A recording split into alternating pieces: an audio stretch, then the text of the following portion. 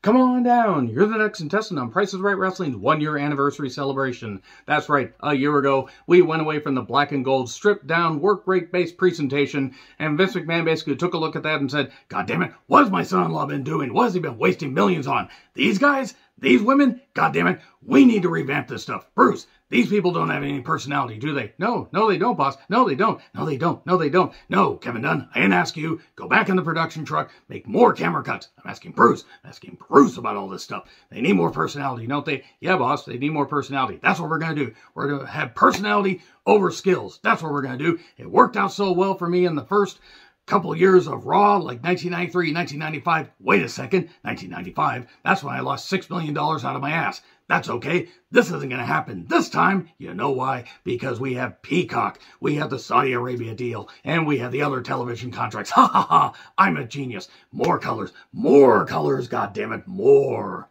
And a year later, this is what we have. But the winds of change are coming. And not a fucking moment too soon. I'm John Renton with my review of WWE NXT 2.0 and possibly the last edition of WWE NXT 2.0. They are taping an episode, or maybe they already taped it. They might be taping a second one. I don't really know. Right around this time last year, yes, we did see the first episode of NXT 2.0, the revamp and look. I'll be doing a real honest thoughts video as far as, you know, the positives and negatives of NXT 2.0. There have been positives. There have been negatives. We don't need to go back to the 40-minute, takeover main events. We don't need to go back to that. We need to find a happy medium. NXT 2.0, by and large, has been a fucking mess. I'm going to illustrate that in this review. And I'm also going to have to find something different to do because the whole Price is Right wrestling thing, while it's been a fun little running gag that I've been doing for, hard to believe, almost a fucking year, or basically a fucking year, man, ding dong, the witch is dead, witch, oh witch, the wicked witch, ding dong, the wicked witch is dead. We're again apparently golden white, or something like that. I don't really know. You know what? As long as they mix the positive elements of black and gold in 2.0, and there are positive elements to both, humans tend to beat them together and present a great wrestling product with a little entertainment, but less cartoonish bullshit. I'm okay with that, but I'll talk about that in a real honest thoughts video. Let's get into this. What do you guys think of this episode? What do you guys think in overall of NXT 2.0? Do you feel it was a positive, a negative? What do you feel? So, fan voting edition, by the way. Fans voted on shit. Like the Creeds taking on Pretty Deadly Glory in a steel cage match for the NXT tag titles. Look, I like the Creeds. The Creeds have been one of the bright spots of NXT. And Pretty Deadly Glory, I don't care how good they are in the fucking ring. Their presentation is stupid. It's one of the worst presentations I've seen of any fucking tag team. And I watched the Beverly Brothers when they looked ridiculous. But God fucking damn it. Look, there was some good action. The Creeds can work. Pretty Deadly Glory, if they looked anything like actual athletes and not goofs, I might actually take them seriously. They look like figure skaters barfed up, for God's sakes. Chewed up by an anaconda and barfed out, John Voight style. Damon Kemp interferes and handcuffs Julius Creed on the longest goddamn handcuffs I've seen this side of a Cinemax video. And Brutus has to go it alone, but eventually gets taken down. This is getting hard to watch, says Vic. You aren't wrong. Pretty Deadly Glory win, further proving that the tag team division is fucking dead. The Creed should be called, well, I don't know if they're going to be called up yet, but they should be called up after Mania. By God, the main roster needs some goddamn tag teams. They could rely on raw natural ability. Just put them in with some good teams that can work with them. Wesley is going to get the North American title shot. Von Wagner storms off, and Joe Wayne Gacy says he accepts the results of the people. All right. Package on NXT 2.0. Clips of the highs and the lows. There were highs. There were also lows like Chase University and Wendy Chu. If they have Wendy Chu as part of the revamp and they don't give her a gimmick that isn't an embarrassment to wrestling, I think that the CWC should be eradicated. Somehow. Vaporized if possible. Possibly with Shawn Michaels in there so somebody else can book it. So, Fallon Henley with Briggs and Jensen took on Lash Legend. Also, they had a cancer survivor kid with him. I did not catch the name. Good on the kid. Hopefully he has a full life. Lash has the character work down. She needs a lot of work in the ring. And that's not knocking. That's just what I see. Fallon Henley is fucking gorgeous. Good Lord. This was not it. This match was not it, though. And I'm a fan of Fallon, but this should know. Shining Wizard 1, 2, 3. It wasn't that long, but I don't know. I'm worried they're not going to... I'm worried they're going to release Lash at some point because she's been taking an awful lot of losses. And apparently, Yulissa Leon is out for 9 months. So Valentina Feroz is going to go it alone. I hope that Yulissa recovers quickly. 100% regardless if it takes 6 months, 9 months. Sanga stands up to Von Wagner. Von Wagner is just an atrocity as far as a wrestler. I mean, he's not bad in the ring, but just he looks confused. He looks lost. You would think being the son of a wrestler, a guy that was predominantly in tag teams, he would have been better. Alas, no. Briggs and Jensen and Henley are backstage, and is it Jensen? Jensen, the awkward one. Bull Buchanan's son. That's hard to believe. Not that Bull Buchanan had a son. Whatever. They talk to Toxic Attraction. This is high school shit. I love JC Jane. This was high school shit. Stop with this bullshit. Stop with the romance stuff. Nobody wants to see constant romances on a wrestling show. It's not good. The occasional one is fine. Not with people that, especially with a tag team that generally people don't care about. Fallon Henley challenging Mandy Rose. You know what? As a carryover program, why not? JC Jane, my goodness, is what I noted. Mandy has been champ for close to a year. They talk about their accomplishments. And, of course, Mandy says, you people. Hulk, no. Whatever. Fine. This is fine. Mandy has her reign been tremendous? No. There's been some ups and downs. She has improved her work. And it's certainly been more palatable than some other reigns. I mean, it's been more palatable than Charlotte as champion, let's be honest. And it's been more palatable than Shayna as champion because that got a little bit repetitive with a lot of the interference. Oh, right, there's been interference with Mandy's. The whole point is at least with Mandy's, it feels a little fresher. And they tried to move from strength to strength with some of this stuff. And then St. Elbows Fire shows up. I'm not even going to try to do the singing because I'm tired. And it's early in the morning when I'm recording this. She said, generations of firekeepers, please, for the love of God, get her a manager. It's not that she can't talk, it's just her accent is so thick. I have a problem following it. And she looks good. She's got a decent, presence, I guess. She does eventually lay them out and tries to hit her senton, whatever the fuck it is that she tries to, that she uses as a finisher, but Toxic Attraction pull Mandy out. I don't know what or how much thought Mandy put into her outfit, but more would have helped. So, Cora Jade pre-tape. They did how many takes, and this was the best they could get. And Cora, I think, has a bright future. Same with Roxanne Perez. They will be intertwined fighting for a while, I have a feeling. The thing is if you're going to give them scripted material, give them better stuff than this, because Cora's a little more natural here. Roxanne, it's like you were holding a gun to her goddamn head last week. It was not good. She says, my shoe has more personality than Zoe. She's not wrong. Also, that shoe could be 20 years old, and Zoe would just be like, man, that shoe's really young. Anyway, how Wendy doesn't belong in a ring. In that gimmick, no, she doesn't. And then we cut to a Wendy Chu promo, because apparently I am not allowed to ever have happiness in my life. Here's the thing. I can take humor. I can take entertainment. I can take goofiness in wrestling. Wrestling is inherently goofy. Pretty Deadly I can't really take seriously. Wendy is dressed in pajamas. So you're telling me something with Steiner, Tyler Bate, and the Shaved Ewok, James D. McDonough, and others. And say the Creeds taking it seriously. And even St. Elbows Fire carrying the flaming bat and whatever. And Toxic Attraction being a little goofy, but being presented somewhat seriously. And all this stuff. And it's on the same show as a woman in fucking pajamas. This is where, if Shawn Michaels is booking this, somebody needs to slap him and see if they can reset his booking brain and possibly his eyesight. Because maybe if he was staring straight ahead, he'd realize just how fucking bullshit this is. Maybe if he wasn't distracted by whatever's off to the side. I'm being mean, but Wendy Chu as a gimmick does not belong on any wrestling show. People say it's fun. You can have your opinion. I'm saying as somebody that has watched it for years and years and years, wrestling in general, I could take some people compared to, oh, well, people cheered for Doink.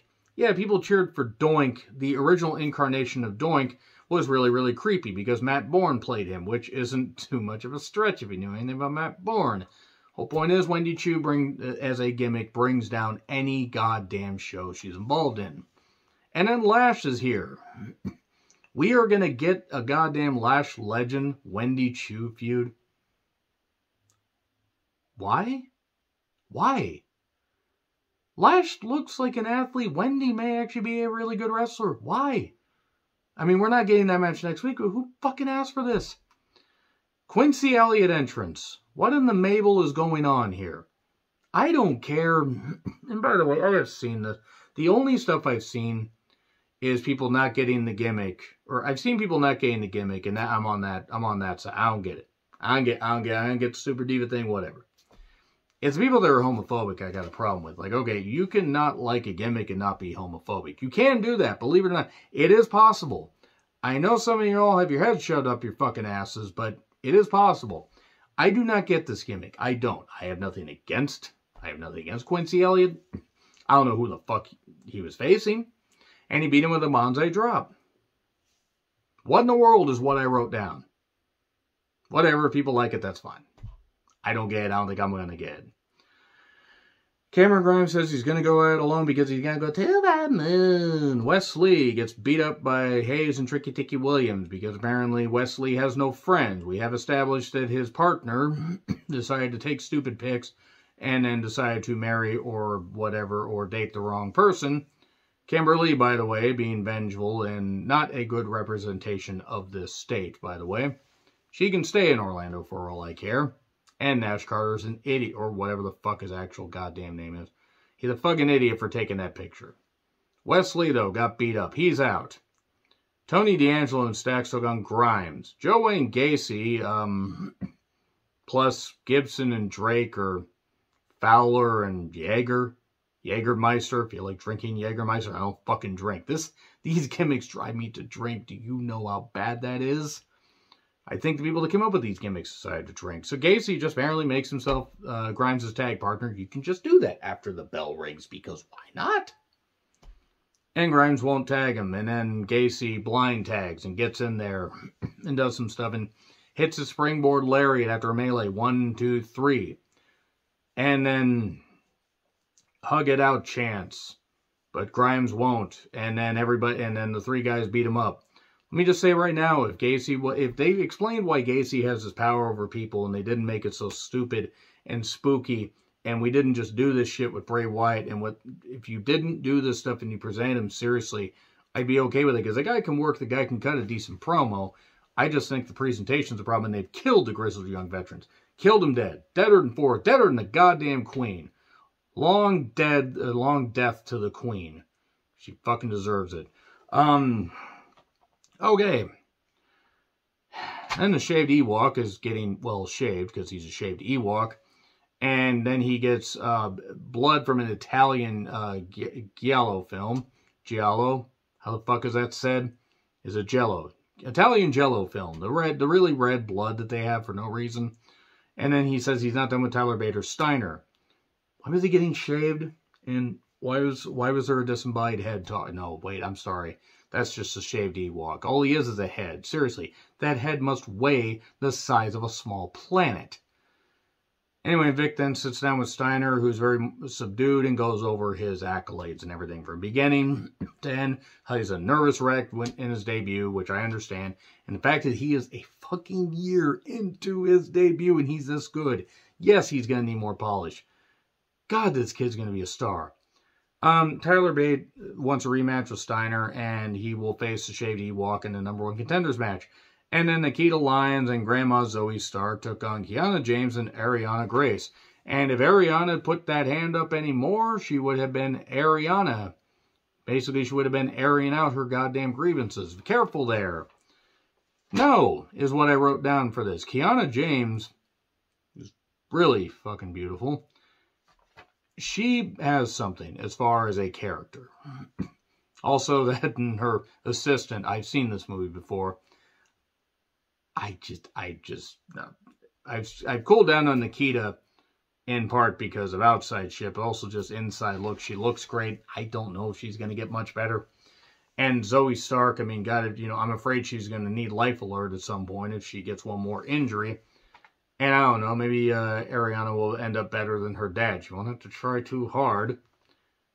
The split on Grace, 1, 2, 3. Split on Grace almost sounds like, a Will on Grace spinoff.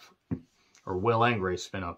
Blade and Inoue got attacked by Fowler and Jaeger. Oh yeah, Jägermeister. That's right. More drinking here. Man, that parking lot's just so dangerous. Who is Oro Mensah? Apparently he was in NXT UK. I don't watch NXT UK. Answers, please. Not knocking. Answers, please. Grayson, unfortunately, is still here and did not win Superstar of the Year. So he's upset. A man in that shirt being upset. Yeah, I'm upset that he's still around. Javier Bernal took on Hank Walker, that security guard that he's been picking on, that is taller than most security guards, doesn't get an entrance, comes out, they have a match. If Javier Bernal meant a goddamn thing, I know he's been on NXT level up, so maybe 1/10 of the audience that watches NXT watches that. I get it. I would get it if he actually meant something, but he's just yelled at some women. Hank and him have had a verbal back and forth after a couple weeks, and now they have a match. And Hank eventually wins. He also looks like Seth Rogen in the late 2000s, trying to be a wrestler. What? Why? Why is this on a wrestling program? Maybe the guy will be good. I don't get it. More NXT memories. Leave the memories alone. Who is Sol Ruca? Who is she? Next week, Wendy versus Cora. God, would Cora do deserve this? Bate versus Shaved Ewok in #1 contenders match. Steiner is Superstar of the Year. Hayes and Tricky Ticky Williams talk their talk. And heavy is the head that wears the crown. And I've got the heaviest head with the heaviest crown. Or something like that. Suddenly, Solo Sikoa shows up. And then he beats Carmelo Hayes for the North American Championship. Okay, so I have a couple questions. The match wasn't bad. Let me just say that. Okay. I have no problem with Solo being champion. You want to give the Bloodline all titles, that's fine. They didn't want him to beat Gunther for the IC title. They didn't want him to beat Lashley for the US title. Okay, fine. Why debut him at Clash at the Castle? Have him coronated on SmackDown. And have him face Drew McIntyre. And then bring him back to NXT to win this. Is the brand split dead? Is Solo going to be in NXT 2.0 or NXT Gold and White, whatever the fuck it is, coming up? Cecil, the Paladin from Final Fantasy 2/4. Is he going to be like that? Or is he going to take North American title to SmackDown? Are Hayes and Tricky Ticky Williams getting called up? I mean, I guess they're getting us to talk, so I guess that's something, but I don't mind giving Solo a championship. Solo's been main roster ready well before this. Well before this. I could have argued that feud with Von Wagner did more harm than good. Because Solo is good. He's been one of the bright spots of NXT 2.0. I don't know. So yeah, we're getting a black and white logo and no more 2.0. So if next week's episode is taped under the 2.0 thing, then maybe I will have one last hurrah for the Price is Right Wrestling. But anyway, that being said, we here at Price is Right Wrestling would like to remind you to control the pet population. Have your pets, have your creative staff, and have your cartoonish wrestlers spayed and neutered and possibly executed. Goodbye, everybody.